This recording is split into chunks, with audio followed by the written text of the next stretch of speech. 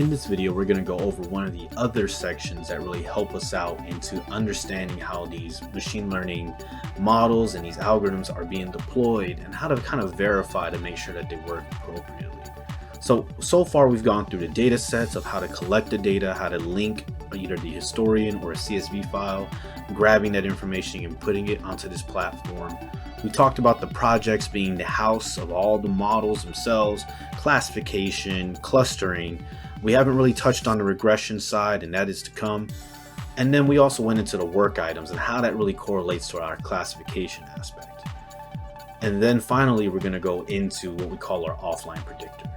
So our offline predictor is where we really house and validate some of these models. So when it comes to transferred learning, we can take historical data from a specific asset and run a same make and model type algorithm that we've built against that data to ensure that it's going to work properly, or to figure out if we need to up the sensitivity or lower the sensitivity of that specific algorithm. We can also use it to validate specific failure modes, where we can come in, create an algorithm, and then pass in new information to that algorithm to ensure that it's working properly. And that's kind of the validation steps that we can take on our end. We can also use it to kind of play around and throw algorithms, random data sets, or to kind of verify to make sure that it is taking in the appropriate values and that we understand what's really happening on the output. So we're going to go through the steps of how we use this offline predictor. So I'm going to go ahead and click on the tab itself. And again, you can see it relates to the rocket ship icon that we have on the top left. So here we have some of the other offline predictors that we've created in the past. What we can do here is select create offline predictor. We can give it a title, and so this is going to be demo test. We're going to select the project, so I'm going to go ahead and do maybe test 1, 2, 3. We're going to use that project, which is a new project from what we've been using in the video. We would select one of the analysis there. So let's do the classification, the auto select classification that was built on that system. And let's do this model here.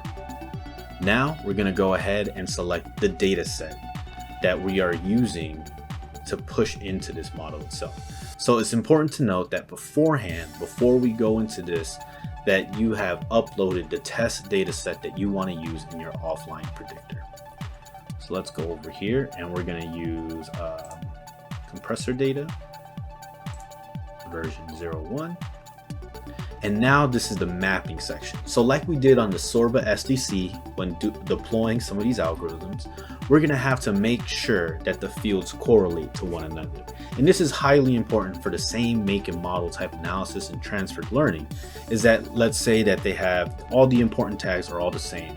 Current, motor speed, voltage, DC link, all the other things that we're looking at are all there, but there's maybe 1 or 2 added tags that are, warnings or booleans that are telling us if it's really running or not.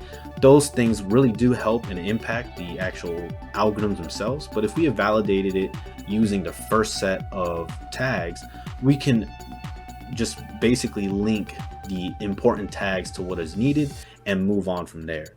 But in some cases, we'll see that maybe there is a completely different number of tags that they don't truly correlate to one another. Or maybe there's some internal function analysis that they're passing through the tags themselves. So maybe doing their own analytics on a controller or their own platform. So this is just a way for us to validate and ensure that, hey, the model that we're using, the same inputs are coming in so that we have the same expected output.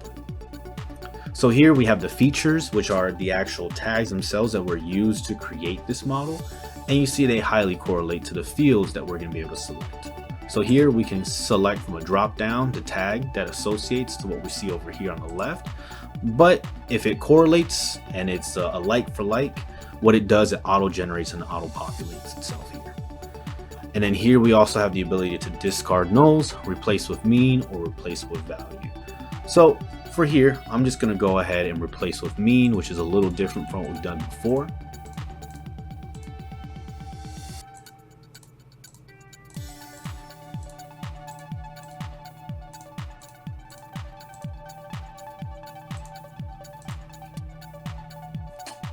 So now that we have that there, we can also add new rules.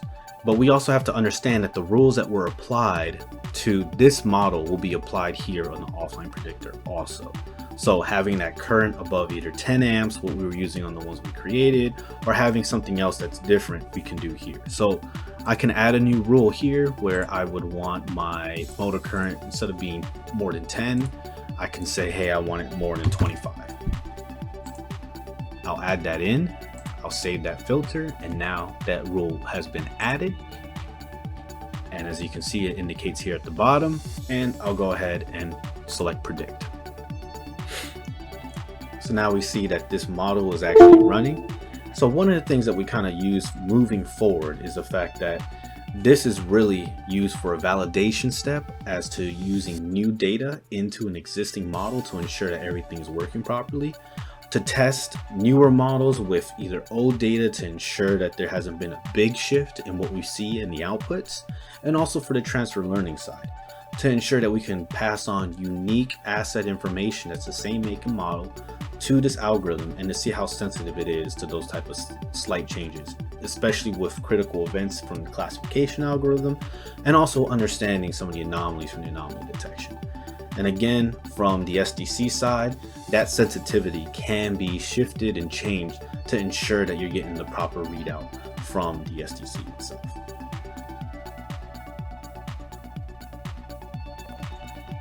Now that the prediction is ready, we're going to go ahead and view and see what we come out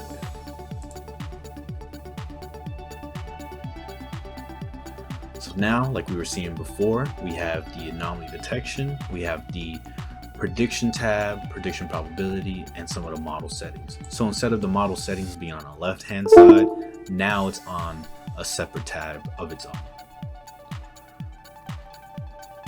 So coming back to the anomaly detection tab, we can see the input data itself. So this is the data set that we passed on to this algorithm, the anomaly score, detection curve, and detection boolean. So in essence, the same things we've been seeing before, but this allows us to do a little bit more testing.